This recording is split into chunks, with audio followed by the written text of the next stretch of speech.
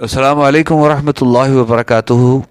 सामईन इकराम, इस्लामी जगत के बड़े आलिम सैयद अबुल आला मौदूदी रहमतुल्लाह अलैह के खुतबात ईमान की हकीकत के कुछ हिस्सों को आप तक पहुँचा दिया गया है। इंशाअल्लाह आज 15वें हिस्से की बारी है, ईमान की हकीकत। हज़रत फरमाते हैं, ला इलाहा इल्लल्लाह कहने के बाद आप मोहम्मद रसूलुल्लाह कहते हैं। इसके मानी है कि आपने ये इकरार कर लिया कि मोहम्मद सल्लल्लाहु अलैहि वसल्लम ही वह पैगंबर हैं जिनके ज़रिए से खुदा ने अपना कानून आपके पास भेजा है। खुदा को अपना आका और शहंशाह मान लेने के बाद ये मालूम होना ज़रूरी था कि उस शहंशाह के अहकाम और आदेश क्या हैं, हम कौन से काम करें जिनसे वह खुश होता है और कौन से काम न करें जिनसे वह नाराज़ होता है, किस कानून पर चलने से वह हमें बख्शेगा और उसकी खिलाफ वर्जी करने पर वह हमें सज़ा देगा। ये सब बातें बताने के लिए खुदा ने हज़रत मोहम्मद सल्लल्लाहु अलैहि वसल्लम का अपना पैगंबर मुकर्रर किया। आप सल्लल्लाहु अलैहि वसल्लम के ज़रिए से अपनी किताब हमारे पास भेजी और आप सल्लल्लाहु अलैहि वसल्लम ने खुदा के हुक्म के मुताबिक ज़िंदगी बसर करके हमें बता दिया मुसलमानों को इस तरह ज़िंदगी बसर करनी चाहिए। जब आपने मोहम्मद रसूलुल्लाह कहा तो मानो इकरार कर लिया कि जो कानून और जो तरीक़ा नबी सल्लल्लाहु अलैहि वसल्लम ने बताया है आप उसी की पैरवी करेंगे और जो कानून इसके ख़िलाफ़ है उस पर लानत भेजेंगे। ये इकरार करने के बाद अगर आपने नबी सल्लल्लाहु अलैहि वसल्लम के लाए हुए कानून को छोड़ दिया और दुनिया के कानून को मानते रहे तो आपसे बढ़कर झूठा और बेईमान कोई ना होगा, क्योंकि आप यही इकरार करके तो इस्लाम में दाखिल हुए थे कि मोहम्मद सल्लल्लाहु अलैहि वसल्लम ही का लाया हुआ कानून हक़ है और उसी की आप पैरवी करेंगे।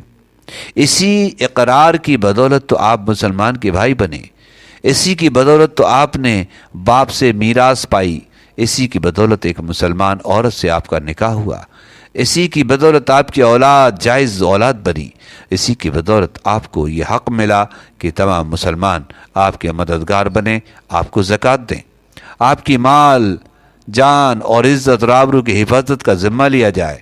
और इन सब के बावजूद आपने अपना इक़रार तोड़ दिया, तो इससे बढ़कर दुनिया में कौन सी बेईमानी हो सकती है। अगर आप ला इलाहा इल्लल्लाह मुहम्मद रसूलुल्लाह के मायने जानते हैं और जानबूझकर इसका इकरार करते हैं तो आपको हर हाल में खुदा के कानून की पैरवी करनी चाहिए, चाहे उसकी पैरवी पर मजबूर करने वाली कोई पुलिस कोई अदालत इस दुनिया में नज़र ना आती हो।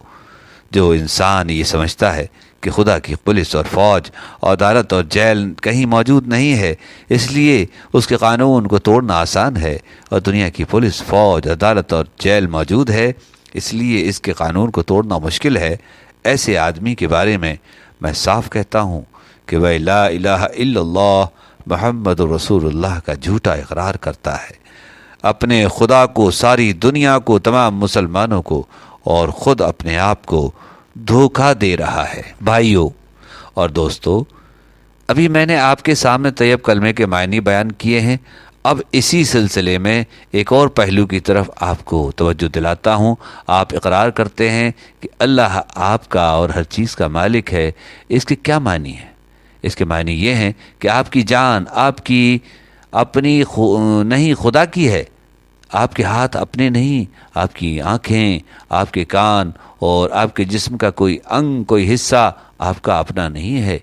ये ज़मीन है जिनको आप जोतते हैं, ये जानवर जिनसे आप खिदमत लेते हैं, ये माल और असबाब जिनसे आप फ़ायदा उठाते हैं, इनमें से कोई भी चीज़ आपकी नहीं है, हर चीज़ खुदा की है और खुदा की तरफ से अमानत के तौर पर आपको मिली है। इस बात का इकरार करने के बाद आपको ये कहने का क्या हक़ है कि जान मेरी है, जिस्म मेरा है, माल मेरा है, फ़लाँ और फ़लाँ चीज़, दूसरे को मालिक कहना और उसकी चीज़ को अपनी करार देना बिल्कुल एक झूठी बात है। अगर हकीकत में ये बात सच्चे दिल से मानते हैं कि इन सब चीज़ों का मालिक खुदा ही है तो फिर इससे दो बातें आप पर खुद ब खुद लाजिम हो जाती हैं। एक ये कि जब मालिक खुदा है और उसने अपनी चीज़ें अमानत के तौर पर आपके हवाले की हैं तो जिस तरह मालिक कहता है उसी तरह आपको इन चीज़ों से काम लेना चाहिए। उसकी मर्ज़ी के ख़िलाफ़ अगर आप उनसे काम लेते हैं तो धोखेबाजी करते हैं, آپ اپنے ان ہاتھوں اور پاؤں کو بھی اس کی پسند کے خلاف ہلانے کا حق نہیں رکھتے ہیں۔ آپ ان آنکھوں سے بھی اس کی مرضی کے خلاف دیکھنے کا حق نہیں رکھتے ہیں۔ آپ کو اس پیٹ میں بھی کوئی ایسی چیز ڈالنے کا حق نہیں ہے جو اس کی مرضی کے خلاف ہو۔ آپ کو ان زمینوں اور ان جائیدادوں پر بھی مالک کی مرضی کے خلاف کوئی حق حاصل نہیں ہے۔ آپ کی بیویاں جن کو آپ اپنی کہتے ہیں، اور آپ کی اولاد جن کو آپ اپنی کہتے ہیں، یہ بھی صرف اس لیے آپ کی ہیں کہ آپ کے مالک کی دی ہوئی ہیں۔ لہٰذا آپ کو ان میں سے بھی اپنی خواہش کے مطابق نہیں بلکہ مالک کے حکم کے مطابق ہی برتاؤ کرنا چاہیے۔ اگر اس کے خلاف کریں گے تو آپ کی حیثیت غاصب یعنی حق مارنے والے کی ہوگی۔ جس طرح دوسرے کی زمین پر قبضہ کرنے والے کو آپ کیا کہتے ہیں؟